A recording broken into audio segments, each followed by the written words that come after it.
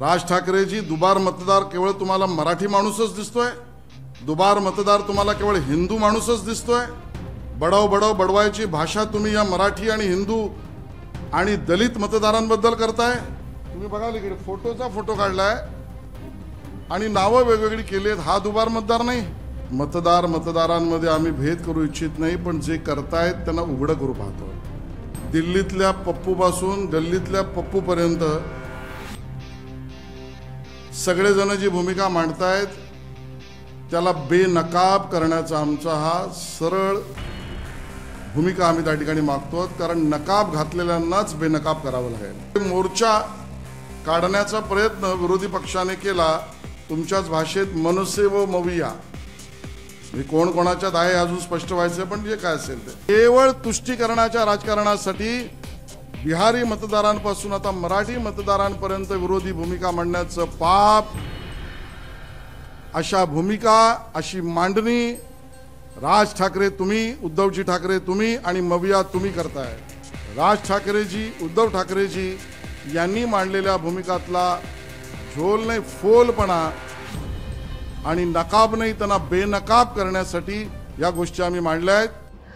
आगामी स्थानिक स्वराज्य संस्थांच्या निवडणुकीआधी मतदार याद्यांमधील कथित गैरप्रकार आणि मतचोरीचा आरोप करत महाराष्ट्र नवनिर्माण सेनेसह महाविकास आघाडीनं आक्रमक भूमिका घेतली आहे.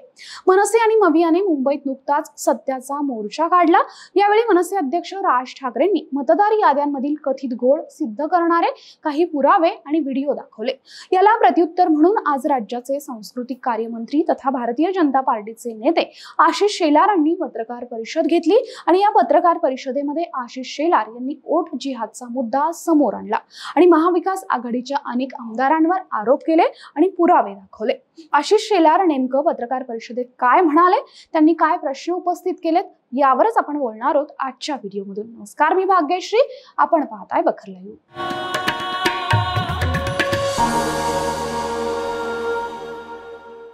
ठाकरे बंधू शरद पवार आणि महाविकास आघाडीच्या नेत्यांनी मतचोरी विरोधात मुंबईत मोठा मोर्चा काढला.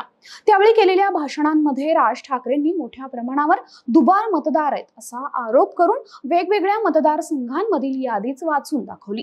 त्याची कागदपत्र स्क्रीनवर दाखवली. उद्धव ठाकरे आणि शरद पवार त्याचबरोबर काँग्रेसच्या नेत्यांनी सुद्धा जोरदार भाषणं ठोकली.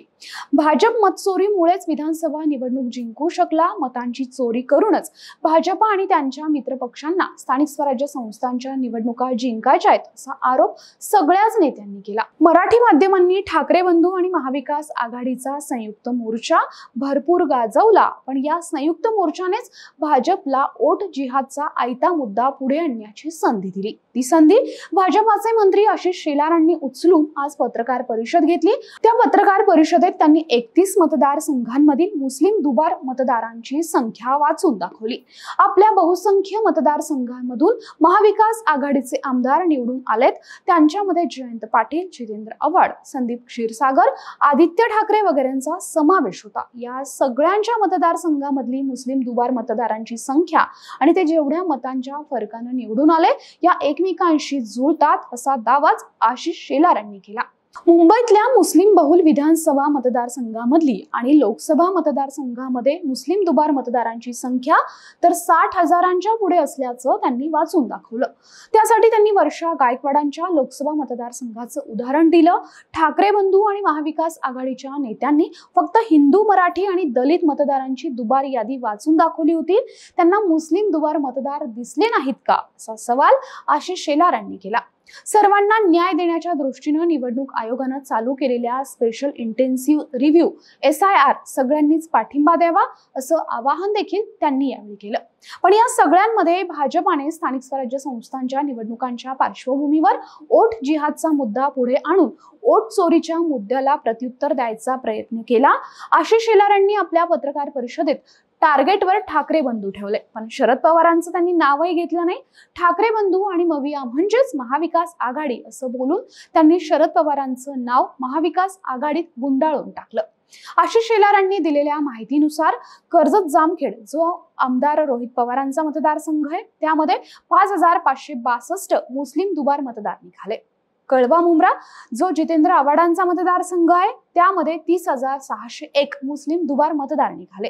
साकोली जो आमदार नाना पटोलेंचा मतदारसंघ आहे त्यामध्ये 477 मुस्लिम दुबार निघाले।